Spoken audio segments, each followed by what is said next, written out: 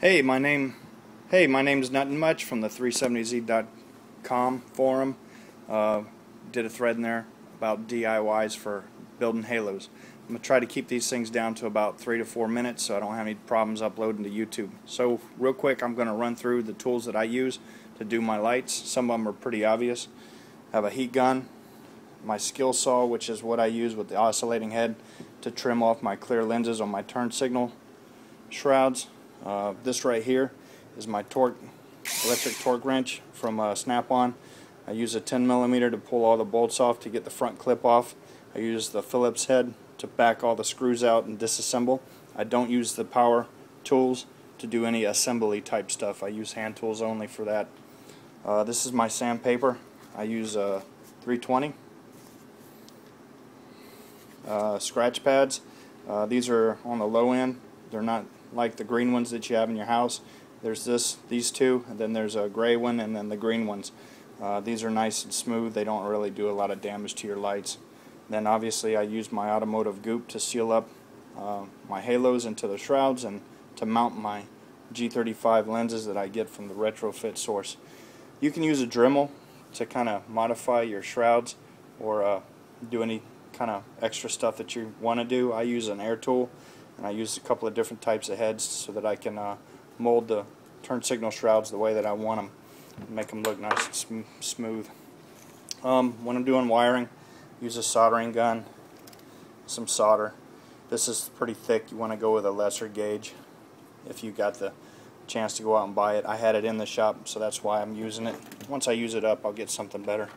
If I'm running external power sources or switches outside the light, outside the cab, and I need to do some connections, I use the heat shrink connectors. So you hit them with a heat gun and it shrinks around them and makes them waterproof. And then I also use this, your basic heat shrink stuff, to protect the wires and things, and added sealant. This is regular 3mm tape. I use it to attach the resistors up inside the dimple part of the light to tuck the wires up and the resistors up on that side. It kind of hides them and protects them and keeps them away from the projection shroud. That main projection shroud can get really hot, so you want to make sure that it's separate. These are the Morimoto XBs that I got from the Retrofit source. These are the halos that I like to use. There's two sizes you want to do for a dual build. You want to do a 90mm and a 70mm to do your dual halo setup. I like these because they're nice and thin and they're sealed. They have a warranty. The ones that are on my car, they don't fit inside the main projection shroud. They sit on the outside of it. These XBs fit inside there, and it makes for a really nice clean look. Also, I use a drill, and I match the bit up to the size of the plug on the XBs so that I drill the hole on top of my shroud in order to drop the halo down inside of it. Any kind of modifications I'm going to do that needs body filler, I use this lizard skin. There's your part number right there.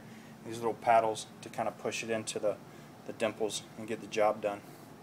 Alright, next thing, quick disclaimer. Want to make sure you're not wearing rings, you don't have any pants with metal buttons exposed.